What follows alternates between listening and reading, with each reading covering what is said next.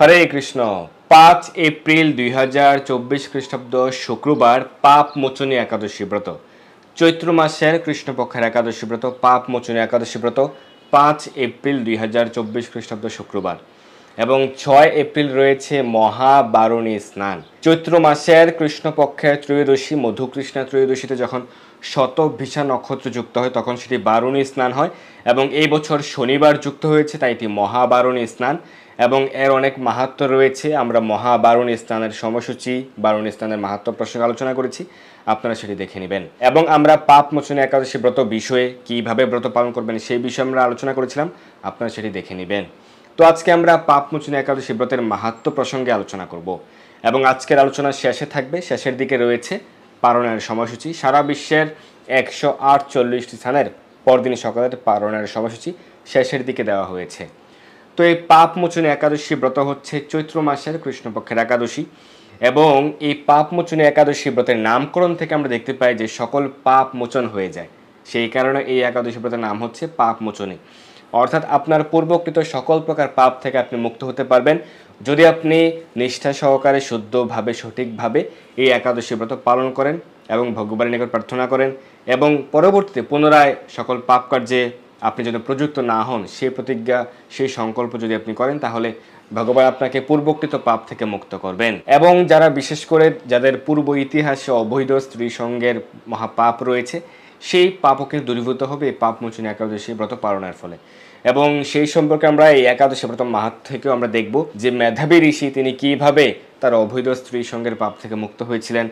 এবং আমরা দেখতে পাই যে অনেক মুনি ঋষিরা তারা কোনো না কোনোভাবে মায়ার ছলে, মায়ার ফাঁদে পড়ে হঠাৎ করে তারা ট্র্যাক থেকে সরে গিয়েছিলেন, তাদের যে সাধন ভজন সেটি বিঘ্ন হয়েছিল এবং কিভাবে তারা পরবর্তীতে পুনরায় সেই সকল পাপ থেকে মুক্ত হয়েছিলেন। এর মধ্যে একটি হচ্ছে এই মেধাবী ঋষি সম্পর্কে আলোচনা হয়েছে স্কন্দ পুরাণে এই পাপ মোচনী একাদশী ব্রত মাহাত্ম্য প্রসঙ্গে। তো সকলে যদি এই পাপ মোচনী একাদশী ব্রত সঠিকভাবে পালন করেন তাহলে পূর্বকৃত পাপ থেকে মুক্ত হতে পারবেন। তো এই পাপ মোচনী একাদশী ব্রত শুধুমাত্র আমেরিকার 3টি প্রদেশে এবং কানাডার 3টি প্রদেশে এবং মেক্সিকোতে ব্রত পালন করতে হবে 4 এপ্রিল। আমেরিকার ক্যালিফোর্নিয়া, সান ফ্রান্সিসকো এবং ওয়াশিংটন স্টেটে 4 এপ্রিল ব্রত পালন করতে হবে এবং কানাডার ক্ষেত্রে সাসক্যাচুয়ান, আলবার্টা এবং ব্রিটিশ কলাম্বিয়াতে 4 এপ্রিল ব্রত পালন করতে হবে এবং মেক্সিকোতে পালন করতে হবে 4 এপ্রিল। এছাড়া সারা পৃথিবীর বাদবাকি সকল স্থানে 99% স্থানেই 5 এপ্রিল শুক্রবারে ব্রত পালন করতে হবে। অনেকের প্রশ্ন যে 5 এপ্রিল যেহেতু একাদশী ব্রত রয়েছে, পরদিন রয়েছে আবার গঙ্গা স্নান, মহাবারুণী স্নান, সেক্ষেত্রে কীভাবে পালন করবেন? তারা কি স্নানের পূর্বে হাত মুখ ধুয়ে পালন করে এরপর স্নান করবেন? না, সেরকমটি নয়। আপনি ভোরেই স্নান করবেন যথাবিধি, আপনি প্রতিদিন যেরকম স্নান করেন, যেহেতু ভোরে স্নান করা কর্তব্য, সেক্ষেত্রে একাদশী ব্রতের পর দিন ভোরে আপনি স্নান করে ভগবানের সেবা পূজা বা হরিনাম জপ প্রভৃতি করবেন এবং পালনের নির্দিষ্ট সময়ের মধ্যে আপনি যথাবিধি পালন সম্পন্ন করবেন এবং এরপর আপনি পুনরায় বারুণী স্নান করতে পারেন, বারুণী স্নানে অংশগ্রহণ করতে পারেন। যেহেতু স্নানের অনেক সময় রয়েছে, সকাল 10 ঘটিকা বা 10 ঘটিকা 10:30টার পর থেকে শুরু হবে, বিকেল 4 ঘটিকা পর্যন্ত রয়েছে ইসকন জিবিসি সিদ্ধান্ত বা চান্দ্রপঞ্জিকা অনুযায়ী। আর সৌর সিদ্ধান্ত যারা অনুসরণ করেন সেক্ষেত্রে সকাল 7:30টার পর থেকে শুরু হচ্ছে। তো আপনি পালন করে নিশ্চিন্তে আপনি স্নান করতে পারবেন। প্রতিদিন 2 বেলা বা 3 বেলা স্নান হয়ে গেলে কোনো সমস্যা নেই। আবার কয়েকটি প্রশ্ন আমরা এরকম পেয়েছি যে একাদশী ব্রতের পর দিন তাদের যদি অন্য কোনো উপবাস থাকে সেক্ষেত্রে কী করবেন? সেক্ষেত্রে কয়েকদিন অন্ন গ্রহণ করে পালনের সময়ের মধ্যে আপনি পালন করে পরবর্তী উপবাস করতে পারেন। শাস্ত্রে একাদশী ব্রতকে অধিক প্রাধান্য প্রদান করা হয়েছে। আমরা আরও কয়েকটি প্রশ্ন পেয়েছিলাম যাদের একাদশী ব্রতের পর দিন অর্থাৎ দ্বাদশীর দিনে যাদের শ্রাদ্ধ কার্য থাকে সেক্ষেত্রে তারা কী করবেন?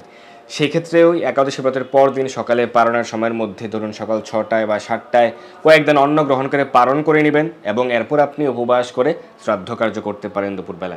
কেউ যদি সকালে সেটি করতে চান, যেহেতু এবার পালনের সময়টা সকাল 9টা বা 9:30 পর্যন্ত রয়েছে, এর পূর্বে যদি আপনি শ্রাদ্ধ কার্য করতে পারেন তাহলে কিন্তু আপনি পূর্ণ উপবাসী, আপনি শ্রাদ্ধ কার্য করে এরপর আপনি পালনের সময়ের মধ্যে পালন করতে পারেন পিণ্ডদান করার পরে। আর যদি দুপুরে আপনি শ্রাদ্ধ কার্য বা পিণ্ডদান করা হয় তাহলে আপনি সকালে কয়েকদিন অন্ন গ্রহণ করে এরপর উপবাস করে আপনি শ্রাদ্ধ কার্য পিণ্ডদান করতে পারেন। কারণ একাদশী ব্রত পালন করলে অবশ্যই পালন করতে হবে, পালন না করলে আপনি ব্রতের ফল প্রাপ্ত হবেন না এবং এতে অপরাধ হবে। কিন্তু কেউ যদি আরো বেশি সন্দিগ্ধ চিত্ত থাকেন সেক্ষেত্রে আপনি জল গ্রহণ করে পালন করতে পারেন, কারণ শাস্ত্রে রয়েছে জল গ্রহণের দ্বারা উপবাস হয়, আবার পালন হয়ে থাকে, উপবাস ব্রত ভঙ্গ হয়ে থাকে এবং এরপর আপনি পরবর্তী উপবাস বা শ্রাদ্ধ কার্য প্রভৃতি করতে পারেন। তো এখন আমরা এই পাপ মোচনী একাদশী ব্রতের যে মাহাত্ম্য উল্লেখ রয়েছে সেই সম্পর্কে আমরা আলোচনা করব। তো আমরা এই মাহাত্ম্য দেখতে পাবো যে যুধিষ্ঠির মহারাজ ভগবান শ্রীকৃষ্ণের কাছে প্রশ্ন করেছেন এবং তিনি এই চৈত্র মাসের কৃষ্ণপক্ষের একাদশী ব্রত সম্পর্কে তিনি জানতে চেয়েছেন এবং ভগবান শ্রীকৃষ্ণ যুধিষ্ঠির মহারাজকে সেই সম্পর্কে পূর্ব ইতিহাস বর্ণনা করেছিলেন। তো এই পাপমোচনী একাদশী ব্রত মাহাত্ম্য যারা শ্রবণ করবেন তারা সহস্র গোদানের ফল লাভ করতে পারেন, অর্থাৎ 1000 গাভীদানের ফল আপনি লাভ করতে পারবেন এই ব্রত মাহাত্ম্য পাঠ বা শ্রবণ করার মাধ্যমে। তো এই ব্রত মাহাত্ম্য হচ্ছে যুধিষ্ঠির মহারাজ শ্রীকৃষ্ণকে বললেন, হে জনার্দন, চৈত্র মাসের কৃষ্ণপক্ষের একাদশীর নাম ও মাহাত্ম্য কৃপা করে আমাকে বলুন। শ্রীকৃষ্ণ বললেন, হে ধর্মরাজ যুধিষ্ঠির, আপনি ধর্ম বিষয়ক প্রশ্ন জিজ্ঞাসা করেছেন। এই একাদশী সকল সুখের আধার, সিদ্ধি প্রদানকারী এবং পরম মঙ্গলময়, সমস্ত পাপ থেকে নিস্তার বা মোচন করে বলে এই একাদশীর নাম পাপ মোচনী একাদশী। রাজা মান্ধাতা একবার লোমশ মুনিকে এই একাদশীর কথা জিজ্ঞাসা করেছিলেন। তার বর্ণিত সেই বিচিত্র উপাখ্যানটি আপনার কাছে বলছি, আপনি মনোযোগ দিয়ে তা শ্রবণ করুন। তো রাজা মান্ধাতার যে ইতিহাস, তার জন্ম বৃত্তান্ত সম্পর্কে আমরা গত একাদশীর পরে কিন্তু আলোচনা করেছিলাম। তো আপনারা সেই আলোচনাটি দেখে নিতে পারেন যদি আপনারা রাজা মান্ধাতা সম্পর্কে না জানেন। তো রাজা মান্ধাতা এই একাদশী বিষয় জানতে চেয়েছিলেন লোমশ মুনির কাছে, তখন লোমশ মুনি এই বর্ণনা প্রদান করেছিলেন। তো লোমশ মুনির নাম থেকে আমরা দেখতে পাই যে লোম শব্দটি রয়েছে, অর্থাৎ তার গায়ে যে লোম সংখ্যা ছিল সেই লোম সংখ্যাই তার আয়ুষ্কাল নির্দেশ করে। এটি কীরকম, যে প্রতি ইন্দ্রের রাজত্বকাল যখন শেষ হয়, প্রতি ইন্দ্রের যখন মৃত্যু হয়, তখন তার গাত্র থেকে একটি লোম খসে পড়ে। অর্থাৎ লোমশ মুনির গাত্র থেকে একটি লোম খসে পড়া মানে হচ্ছে আবার নতুন ইন্দ্রের জন্ম হবে এবং নতুন ইন্দ্রের রাজত্বকাল শুরু হবে। এবং সেই হিসেবটি মনুষ্যের হিসাবে, আমাদের এই মানুষদের হিসাবে কত বছর? 43,20,000 বছর। সত্য, ত্রেতা, দাপর, কলি, এই চতুর্যুগ হচ্ছে 43,20,000 বছর। এই বিষয়ে আমরা বহুবার আলোচনা করেছিলাম। তো এই চতুর্যুগ, সত্যযুগ, ত্রেতাযুগ এবং দাপর কলিযুগ একবার যখন আবর্তিত হয়, তখন একজন ইন্দ্র তিনি রাজত্ব করেন এবং এরপর কিন্তু সেই ইন্দ্রের মৃত্যু হয় এবং পরবর্তীতে আবার অন্য আরেকজন ইন্দ্র পদ লাভ করেন। এটা একটা পদ বা পোস্ট, স্বর্গের রাজা একটা পদ। তো এইভাবে প্রতি ইন্দ্রের যখন মৃত্যু হয় তখন লোমশ মুনির শরীর থেকে একটি লোম খসে পড়ে। এইভাবে তার শরীর থেকে সকল লোম খসে পড়লে লোমশ মুনির অন্তর্ধান বা মৃত্যু হবে। তো সেই কারণে এই মহামুনির নাম হয়েছে লোমশ। তো ব্রহ্মার একদিনে বা প্রতিকল্পে কতজন ইন্দ্র রাজত্ব করেন? 2000 জন ইন্দ্র রাজত্ব করেন। কারণ 1000 চতুর্যুগে ব্রহ্মার 12 ঘন্টা বা একদিন হয় এবং আবার 1000 চতুর্যুগে ব্রহ্মার রাত্রি হয়। তো এইভাবে ব্রহ্মার প্রতি 24 ঘন্টায় 2000 ইন্দ্র রাজত্ব করেন, 2000 ইন্দ্রের জন্ম হয়। তো লোমশ মুনি তিনি এই পাপমোচনী একাদশী ব্রতের যে মাহাত্ম্য বর্ণনা করেছিলেন, যে ইতিহাস বর্ণনা করেছিলেন, সেটিও কিন্তু ভগবান শ্রীকৃষ্ণ যুধিষ্ঠির মহারাজের কাছে বর্ণনা করছিলেন। প্রাচীনকালে অতি মনোরম চৈত্ররথ পুষ্প উদ্যানে মুনিগণ বহু বছর ধরে তপস্যা করতেন। এক সময় মেধাবী নামে এক ঋষিকুমার সেখানে তপস্যা করছিলেন। এই মেধাবী ঋষিকুমার অর্থাৎ ঋষির পুত্র এবং তিনি ছিলেন চবন মুনির পুত্র। তো তিনি সেখানে তপস্যা করছিলেন। মঞ্জু ঘোষা নামে এক সুন্দরী অপ্সরা তাকে বশীভূত করতে চাইল, কিন্তু ঋষির অভিশাপের ভয়ে সে আশ্রমের 2 মাইল দূরে অবস্থান করতে লাগলো। বীণা বাজিয়ে মধুর স্বরে সে গান করত। সেই অপ্সরা সে বীণা বাজিয়ে মধুর স্বরে গান করত, কিন্তু ঋষির নিকটে আসতে সে ভয় পেত, কারণ যদি কোনোভাবে ঋষি অসন্তুষ্ট হন বা ক্রোধ বশে তিনি অভিশাপ প্রদান করেন। তো এই মাহাত্ম্য থেকে আমরা দেখতে পাই যে যে কোনো প্রকার যোগী বা তিনি সাধক, ঋষি বা তিনি মুনি, যেই হন না কেন, আমাদের শাস্ত্র থেকে অসংখ্য রেফারেন্স রয়েছে, অসংখ্য ঘটনা রয়েছে, যে কোনো সময় যে কোনোভাবে যে কোনো কারোই অধঃপতন হতে পারে। এবং বিশেষ করে যখন মায়ার ফাঁদে পড়ে বা এই কামিনী কাঞ্চন এই প্রবৃত্তিজনিত কারণে যে কোনো সময় কিন্তু যে কেউই লাইনচ্যুত হতে পারে। তো সেই কারণে সকলকে সর্বদাই সতর্ক থাকতে হবে। আমরা দেখতে পাই যে এই ঋষিকুমার, মেধাবী ঋষি, তিনি কিভাবে তার কর্তব্যকর্ম, তার যে সাধনা, সেটি থেকে তিনি চ্যুত হয়েছিলেন। একদিন মঞ্জু ঘোষা মেধাবীকে দেখে কামবানে পীড়িতা হয়ে পড়ে। এদিকে ঋষি মেধাবীও অপ্সরার অনুপম সৌন্দর্য দেখে মুগ্ধ হন। তখন সে অপ্সরা মণিকে নানা হাব ভাব ও কটাক্ষ দ্বারা বশীভূত করে। কটাক্ষ মানে হচ্ছে চোখের চাহনি। ক্রমে কামপরবশ মুনি সাধন ভজন বিসর্জন দিয়ে তার আরাধ্য দেবকে বিস্তৃত হন। এইভাবে অপ্সরার সাথে কাম ক্রীড়ায় মুনির বহু বছর অতিক্রান্ত হলো। মুনিকে আচার ভ্রষ্ট দেখে সে অপ্সরা দেবলোকে ফিরে যেতে মনস্থ করলো। একদিন মঞ্জু ঘোষা মেধাবী মুনিকে বলতে লাগলো, হে প্রভু, এখন আমাকে নিজ গৃহে ফিরে যাবার অনুমতি প্রদান করুন।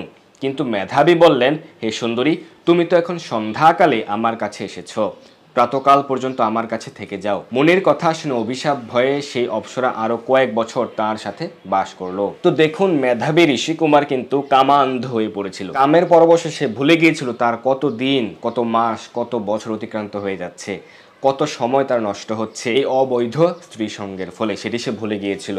তো এই মায়ার ফাঁদে পড়ার কারণে তার এই আচার ভ্রষ্টতাকে হতে হয়েছিল এবং সে তার সাধনা থেকে বিচ্যুত হয়েছিল। এইভাবে বহু বছর, প্রায় 55 বছর 9 মাস 7 দিন অতিবাহিত হলো এবং এটিকে তার কাছে শুধুমাত্র সন্ধ্যা বলে মনে হয়েছিল। সে এতটাই কামের দ্বারা অন্ধ ছিল। দীর্ঘকাল অপ্সরার সহবাসে থাকলেও মেধাবীর কাছে তা অর্ধরাত্রি বলে মনে হলো। মঞ্জু ঘোষা পুনরায় নিজ স্থানে গমনের প্রার্থনা জানালে মুনি বললেন, এখন প্রাতকাল, যতক্ষণ পর্যন্ত আমি সন্ধ্যা বন্দনা না সমাপ্ত করি ততক্ষণ পর্যন্ত তুমি এখানে থাকো। মুনির কথা শুনে ঈষৎ হেসে মঞ্জু ঘোষা তাকে বললেন, হে মুনিবর, আমার সহবাসে আপনার যে কত বৎসর অতিবাহিত হয়েছে তা একবার বিচার করে দেখুন। এই কথা শুনে মুনি স্থির হয়ে চিন্তা করে দেখলেন তার 56 বৎসর অতিবাহিত হয়ে গেছে। ততক্ষণে সেই মুনির জ্ঞান ফিরেছে এবং সে তখন তার ভুল বুঝতে পেরেছে যে তার 56 বছর এইভাবে অবহেলায় অতিক্রান্ত হয়েছে কোনো প্রকার সাধন ভজন ছাড়া। তখন সেই মুনি, সেই মেধাবী ঋষিকুমার, সে কিন্তু ক্রুদ্ধ হয়ে পড়লেন। মুনি তখন মঞ্জু ঘোষার প্রতি ক্রোধ পরবশ হয়ে বললেন, রে পাপিষ্ঠে দুরাচারিণী তপস্যার ক্ষয়কারিণী, তোমাকে ধিক, তুমি পিশাচী হও। মেধাবীর শাপে অর্থাৎ অভিশাপে অপ্সরার শরীর বিরূপপ্রাপ্ত হলো, সে পিশাচী দেহপ্রাপ্ত হলো। তখন সে অবনত মস্তকে মুনির কাছে শাপ মোচনের উপায় জিজ্ঞাসা করলো। মেধাবী বললেন, হে সুন্দরী, চৈত্র মাসের কৃষ্ণপক্ষিয়া পাপ মোচনী একাদশী সর্বপাপ ক্ষয়কারিণী, সেই ব্রত পালনে তোমার পিশাচত্ব দূর হবে। পিতার আশ্রমে ফিরে গিয়ে মেধাবী বললেন, হে পিতা, এক অপ্সরার সঙ্গ দোষে আমি মহাপাপ করেছি, এর প্রায়শ্চিত্ত কি তা কৃপা করে আমায় বলুন। তখন মেধাবী ঋষিকুমারের পিতা চবনমুনি তিনি বললেন উত্তরে যে চৈত্র মাসের কৃষ্ণপক্ষিয়া পাপ মোচনী একাদশী ব্রতের প্রভাবে তোমার পাপ মোচন হবে, তোমার পাপ দূর হবে। পিতার উপদেশ শুনে মেধাবী ঋষি সেই ব্রত ভক্তি ভরে পালন করলেন, তার সমস্ত পাপ দূর হলো। পুনরায় তিনি তপস্যার ফল লাভ করলেন। মঞ্জু ঘোষাও ওই ব্রত পালনের ফলে পিশাচত্ব থেকে মুক্ত হয়ে দিব্য দেহে স্বর্গে গমন করলেন। হে মহারাজ, যারা এই পাপ মোচনী একাদশী ব্রত পালন করেন তাদের পূর্বকৃত সমস্ত পাপই ক্ষয় হয়। এই ব্রত মাহাত্ম্য কথা পাঠ ও শ্রবণে সহস্র গোদান বা গাভীদানের ফল লাভ হয়। দেখুন, সঙ্গ দোষে লোহা ভাসে। তো সেই কারণে আমাদেরকে সর্বদা সচেতন থাকতে হবে, সচেষ্ট থাকতে হবে, যেন আমরা সঙ্গ দোষে আমাদের জীবন থেকে আমরা যেন আমাদের যে ভক্তি পথ রয়েছে সেটি থেকে যেন আমরা লাইনচ্যুত না হয়ে পড়ি। তো সেই কারণে সর্বদা গুরুদেবের নিকট প্রার্থনা করতে হবে এবং ভগবানের শ্রীচরণ কমলে সর্বতোভাবে আশ্রয় গ্রহণ করতে হবে। প্রতিদিন প্রার্থনা করতে হবে যেন আমরা মায়ামুক্ত থেকে ভগবানের সেবায় যুক্ত থাকতে পারি। তো এই হচ্ছে পাপ মোচনী একাদশী ব্রত মাহাত্ম্য। আপনারা সকলে পাপ মোচনী একাদশী ব্রত পালন করবেন এবং ভগবানের নিকট প্রার্থনা করবেন এবং পুনরায় যেন কোনো প্রকার পাপ কার্যে যুক্ত না হন সেই প্রার্থনা করবেন, সেই প্রতিজ্ঞা করবেন, সংকল্প করবেন এবং এইভাবে ভগবানের সেবায় যুক্ত থাকবেন। বেশি বেশি হরিনাম জপ করবেন, ভগবানের সেবা পূজা আদি করবেন, শাস্ত্র অধ্যয়ন করবেন, গীতা ভাগবত পাঠ করবেন এবং বেশি বেশি সাধু সঙ্গ করবেন। শুদ্ধ বৈষ্ণবদের শ্রীমুখ থেকে কৃষ্ণ কথা শ্রবণ করবেন। তো এখানে সারা বিশ্বের 148 স্থানের এই পাপ মোচনী একাদশী ব্রতের তারিখ এবং পরদিন সকালের পালনের সময়সূচি প্রদান করা হচ্ছে। ধন্যবাদ সবাইকে। হরে কৃষ্ণ।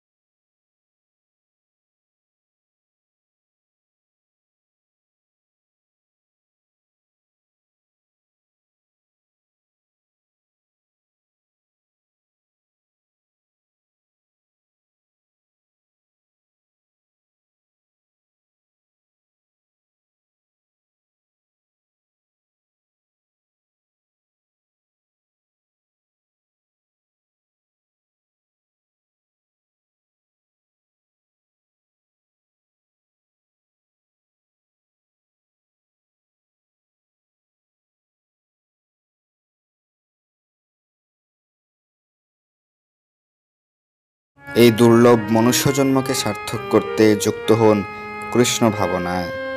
আপনার সকল ধর্মীয় বা পারমার্থিক প্রশ্ন জানাতে যুক্ত হন আমাদের টেলিগ্রাম গ্রুপে।